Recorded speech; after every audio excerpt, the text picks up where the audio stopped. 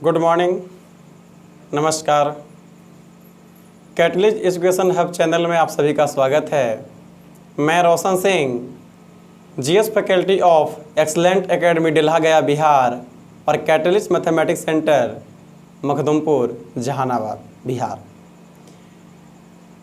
जैसा कि पिछली क्लास में हम लोग प्रारंभ किए थे गांधी युग, और गांधी युग में वर्ष 1869 से हम लोग चले थे और एक लेक्चर कंप्लीट किए, और दूसरा लेक्चर में जो हम लोग प्रारंभ करेंगे वो वर्ष 1930 से, और 1930 से प्रारंभ करेंगे कहाँ तक के लिए, तो वर्ष 1948 तक के लिए।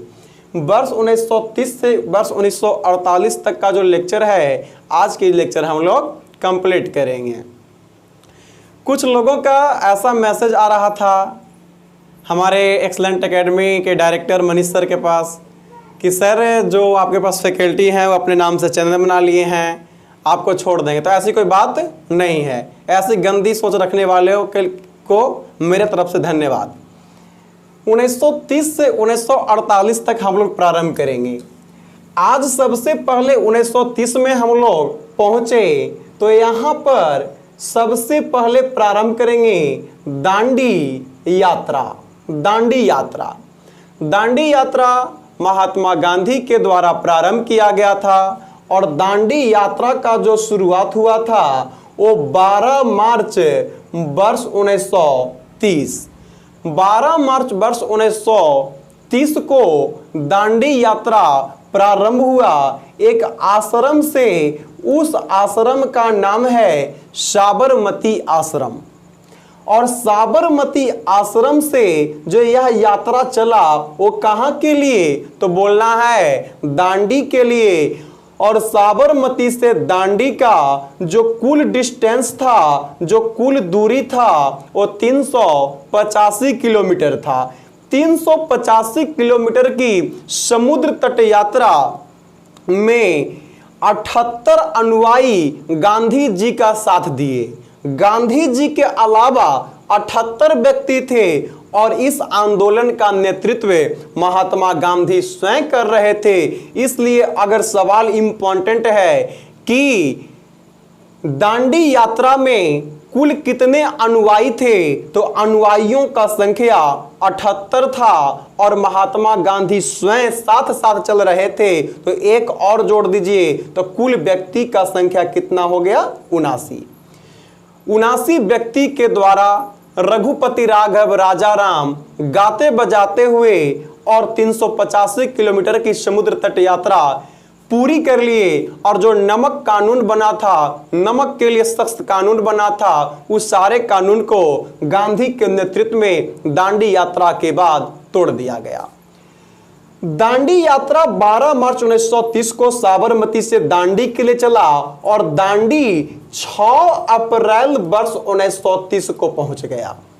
दांडी यात्रा 6 अप्रैल वर्ष 1930 को दांडी पहुंचा, और जैसे ही दांडी पहुंचता है तो दांडी यात्रा समाप्त हुआ, और दांडी से 6 अप्रैल 1930 को यहां पर एक आंदोलन इंपॉर्टेंट से शुरू हो रहा है, उस आंदोलन का नाम होगा सविनय अवज्ञा आंदोलन। बहुत ही इंपॉर्टेंट है, और 65वीं बीपीएससी का जो पीटी है, पीटी में यही सवाल पूछा गया कि सविनय अवज्ञा आंदोलन कहां से शुरू किया गया।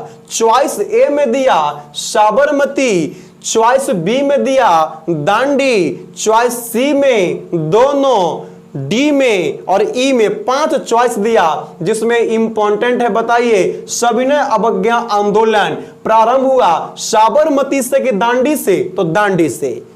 दांडी यात्रा साबरमती और सविनय अवज्ञा आंदोलन दांडी से प्रारंभ हुआ, और ये प्रारंभ हुआ 6 अप्रैल वर्ष 1930 को।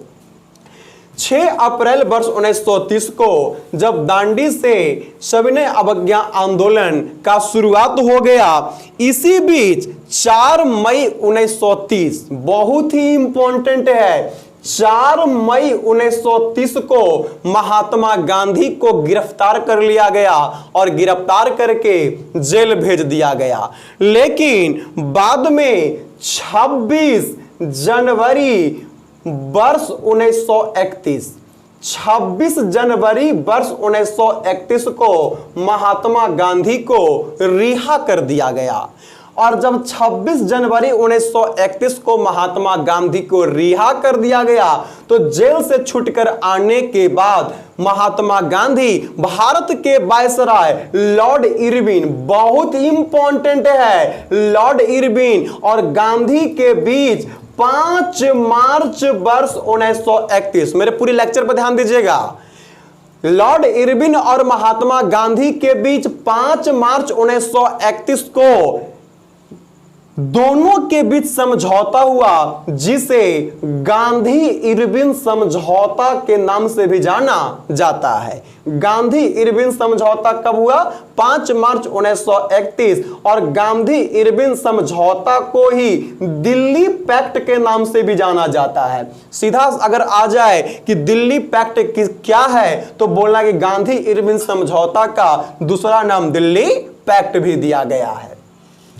यही आपका वर्ष 1931 और इंपॉर्टेंट है कि वर्ष 1931 में नवंबर माह में दूसरा गोलमेज सम्मेलन लंदन में चल रहा था।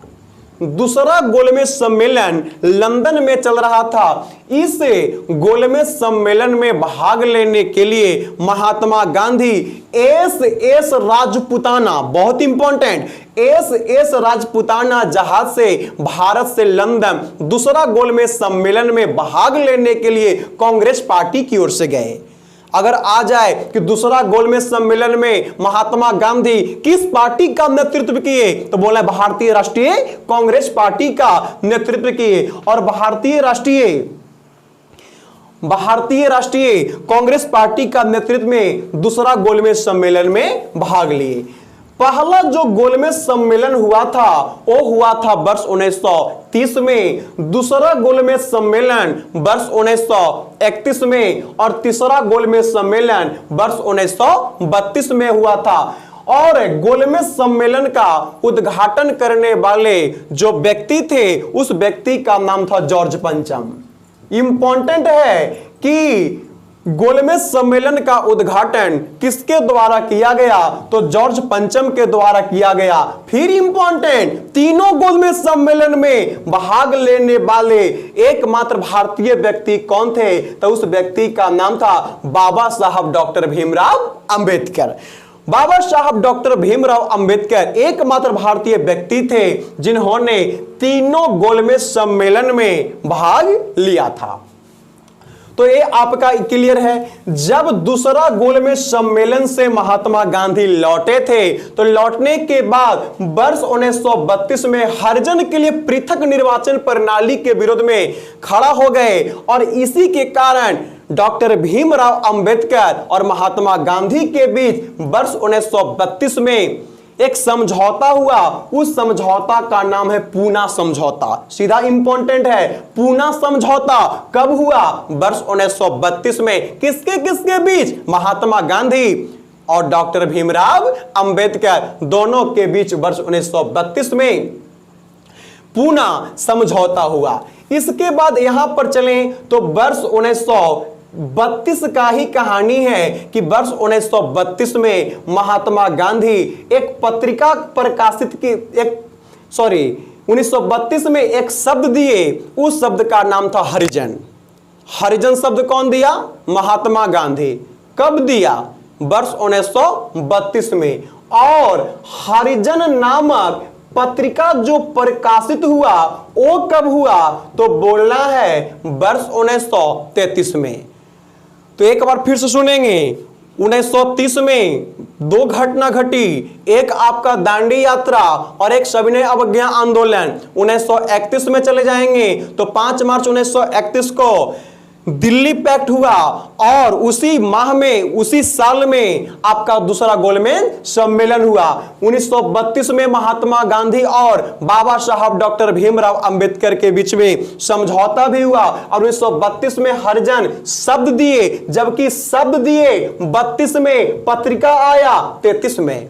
और 1934 में महात्मा गांधी भारतीय राष्ट्रीय कांग्रेस पार्टी से इस्तीफा दे दिए। अगर सवाल आ जाए कि गांधी जी, महात्मा गांधी भारतीय राष्ट्रीय कांग्रेस का अध्यक्ष कब बने थे? 1924। पिछला जो मेरा लेक्चर था उसमें क्लियर कर चुके हैं, 1924। जबकि महात्मा गांधी भारतीय राष्ट्रीय कांग्रेस पार्टी से इस्तीफा कब दे दिए? तो वर्ष 1934 में। वर्ष 1934 में महात्मा गांधी भारतीय राष्ट्रीय कांग्रेस पार्टी से इस्तीफा दे दिए। और जब इस्तीफा दे दिए तो इसके बाद 34 के बाद इनका कोई इंपॉर्टेंट कोई व्याख्या नहीं मिलता है। अब थोड़ा हम लोग रेंज को ऊपर बढ़ाएं, आगे चलें तो पहुंचेंगे हम लोग वर्ष 1940 में। वर्ष 1940 में यहां पर बहुत इंपॉर्टेंट एक आंदोलन प्रारंभ होने वाली है। उस आंदोलन का नाम पड़ेगा व्यक्तिगत सत्याग्रह आंदोलन। नामे लग रहा है जैसे सत्याग्रह तो है ही, लेकिन यहां पे कह रहा है व्यक्तिगत सत्याग्रह आंदोलन, यानी कि भारत छोड़ो आंदोलन में शामिल होने के लिए हर एक व्यक्ति को प्रेरित करने के लिए एक आंदोलन चलाया गया। उस आंदोलन का नाम था व्यक्तिगत सत्याग्रह आंदोलन। और व्यक्तिगत सत्याग्रह आंदोलन का प्रारंभ हुआ तो वर्ष 1940 में। और व्यक्तिगत सत्याग्रह आंदोलन को किसने चलाया? तो महात्मा गांधी ने। व्यक्तिगत सत्याग्रह आंदोलन में भाग लेने वाले दो व्यक्ति आते हैं। एक व्यक्ति आते हैं पंडित जवाहरलाल नेहरू और एक व्यक्ति आते हैं विनोबा भावे। तो पहला जो व्यक्ति आते हैं वो पंडित जवाहरलाल नेहरू और दूसरा जो व्यक्ति आते हैं वो विनोबा भावे आते हैं। तो व्यक्तिगत सत्याग्रह आंदोलन से हर एक व्यक्ति मुड़ गया कि भारत में जो ब्रिटिश की सरकार है, ब्रिटिश सत्ता है, उसको हिला डालना है। और हिलाने के लिए भारत का हर एक नागरिक, बूढ़ा जवान, बेटा बेटी सब एकजुट हो जाता है।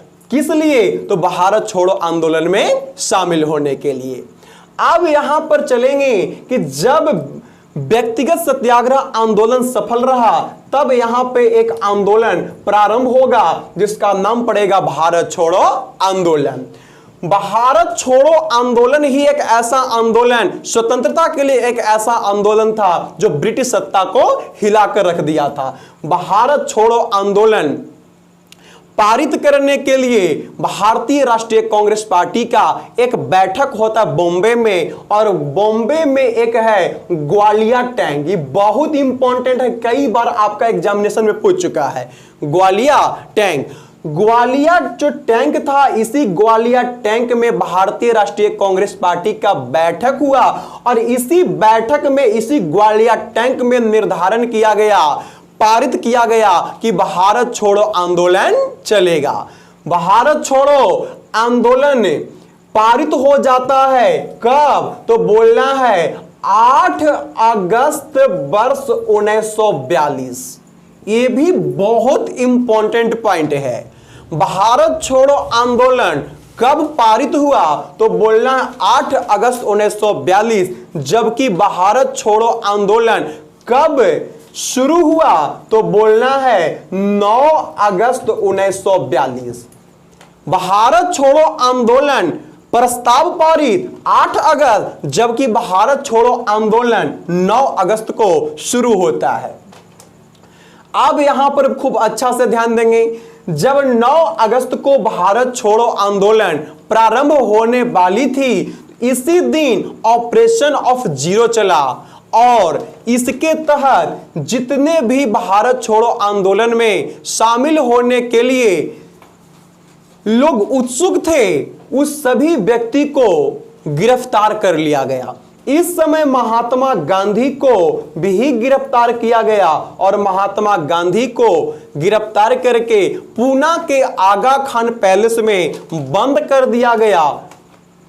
पूना के आगा खान पैलेस में बंद कर दिया गया और कांग्रेस के जितने भी और अनुयायी थे उनको गिरफ्तार कर लिया गया और गिरफ्तार करके अहमदनगर के जेल में बंद कर दिया गया। लेकिन भारत छोड़ो आंदोलन इतनी भयंकर रूप ले ली थी कि मानने वाला नहीं था। इसी समय महात्मा गांधी एक मंत्र दिए थे, एक नारा दिए थे, डू और डाई, यानी करो या मरो। प्रश्न आता है कि करो या मरो का नारा महात्मा गांधी कब दिए? तो जिस समय भारत छोड़ो आंदोलन का प्रस्ताव पारित हो रहा था 8 अगस्त 1942, यही 8 अगस्त 1942 को महात्मा गांधी का मंत्र आया, करो या मरो। इसी समय 1942 में, यानी कि 1942 में महात्मा गांधी अपनी पत्रिका हरिजन में प्रकाशित करवाया था कि अंग्रेजों भारत को भारतीयों के लिए छोड़ो, जापानियों के लिए नहीं। क्योंकि जापान जो उस समय था वो कई देशों पर, ओमान वगैरह जो भी था, वर्मा था, ओमान था, सब पर कब्जा कर लिया था और कब्जा करने के बाद निरंतर भारत की ओर बढ़ रहा था। भारतीयों को डर था कि अंग्रेज लोग तो भारत को छोड़कर चला जाएगा लेकिन जापानियों के कब्जे में डाल देगा। इसलिए महात्मा गांधी अपनी पत्रिका हरिजन में प्रकाशित करवाए कि अंग्रेजों भारत को भारतीय के लिए छोड़ो, अंग्रेजों के लिए नहीं। प्रश्न एक बार बिहार एसएससी में पूछ दिया कि भारत छोड़ो आंदोलन कब स्थगित हुआ, तो सीधा बोलना है कि भारत छोड़ो आंदोलन कभी भी स्थगित नहीं हुआ। भारत छोड़ो आंदोलन चलते रहा, इतना उग्र रूप पकड़ लिया कि अंत में ब्रिटिश सरकार को घोषणा करना पड़ गया कि हम वर्ष 1945 के बाद, यानी जैसे सेकंड वर्ल्ड वार, दूसरा विश्व युद्ध समाप्त होगा तो दूसरे विश्व युद्ध के तुरंत बाद हम भारत को स्वतंत्र कर देंगे। भारत के स्वतंत्रता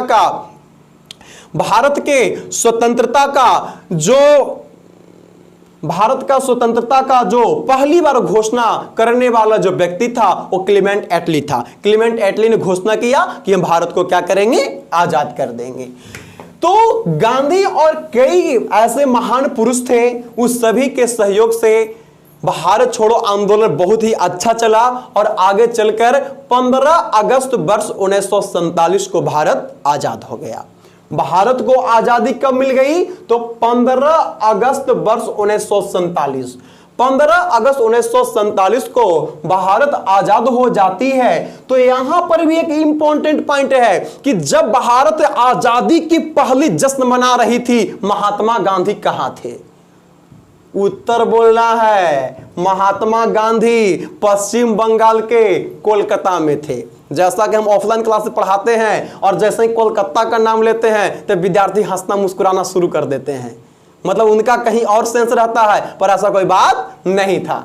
15 अगस्त 1947 को जब भारत की में आजादी की पहली जश्न मनाई जा रही थी, उस समय महात्मा गांधी भारत के किस शहर में थे? कोलकाता में थे। भारत को आजादी मिल गई।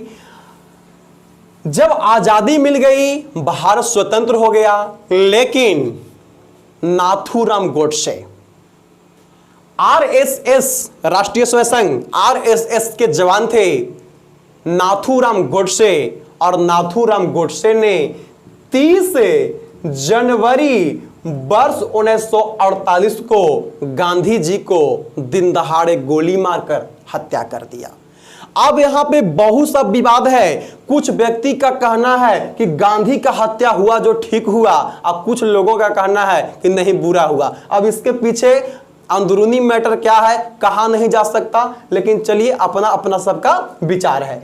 30 जनवरी 1948 को गांधी को दिन दहाड़े गोली मारकर हत्या कर दिया। वही गांधी जी के मृत्यु के याद में भारत में एक दिवस मनाया जाता है। उस दिवस का नाम आता है क्या? शहीद दिवस। सीधा प्रश्न है, शहीद दिवस कब मनाते हैं?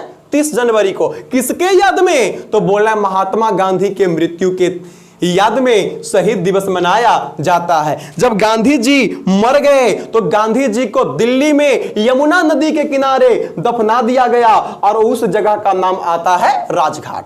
आता है महात्मा गांधी का समाधि स्थल कहां था? राजघाट। तो गांधी का एक कुछ इंपॉर्टेंट पॉइंट था। अब यहां पर कुछ कुछ इनकी किताब आती है, जैसे my experiment with the truth, Hindi में बोल सकते हैं सत्य के साथ मेरा प्रयोग। सत्य के साथ मेरा प्रयोग, my experiment with the truth नामक पुस्तक किसने लिखा? महात्मा गांधी ने लिखा।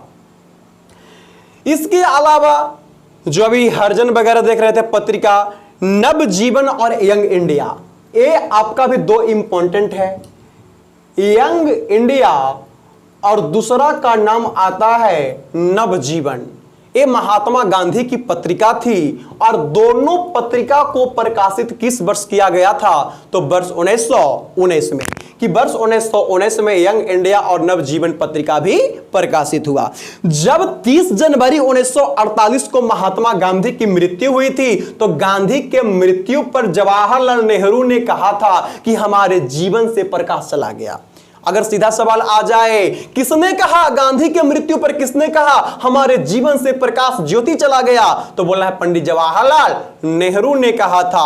और गांधी जी का कुछ बहुत ही महत्वपूर्ण कथन आता है, जैसे अभी हमने चर्चा किया था कि अंग्रेजों भारत को भारतीयों के लिए छोड़ो, जापानियों के लिए नहीं। किसने कहा? तो महात्मा गांधी ने कहा। दूसरा इंपॉर्टेंट, मैंने घुटने टेक कर रोटी मांगा था, बदले में मुझे पत्थर दिया गया। किसने कहा? महात्मा गांधी ने कहा। तीसरा इंपॉर्टेंट बात, भारत का विभाजन मेरी लाशों पर होगा, जब तक मैं जीवित रहूंगा भारत का विभाजन नहीं होने दूंगा। किसने कहा? महात्मा गांधी ने। मैं देश के बालू से कांग्रेस से भी बड़ा आंदोलन खड़ा कर दूंगा। किसने कहा? महात्मा गांधी। जब वर्धा प्रस्ताव, इस सब पर हम विशेष क्लास देंगे। वर्धा प्रस्ताव चल रहा था, यही वर्धा प्रस्ताव, ध्यान देंगे, वर्धा प्रस्ताव कब आया था? 1942 में। वर्धा प्रस्ताव 1942 में आया। इसी वर्धा प्रस्ताव 1942 के समय महात्मा गांधी ने कहा था कि मैं देश के बालू से कांग्रेस से भी बड़ा आंदोलन खड़ा कर दूंगा। तो ये चार आपका इंपॉर्टेंट है। पांचवा कहा, भारत ना हिंदू का है न मुसलमान का। भारत ना हिंदू का है न मुसलमान का, न सिख का न ईसाई का, ये है आपस में सभी भाई भाई का। तो ये जो पांच जो कथन दिए वो किन्होंने दिया? महात्मा गांधी ने। अगर आपको वीडियो अच्छी लगी, समझ में आया, कंसेप्ट क्लियर हो गया, तो लाइक का बटन दबाना न भूलें, सब्सक्राइब जरूर कीजिएगा और अपने मित्रों में शेयर अवश्य कीजिएगा। धन्यवाद।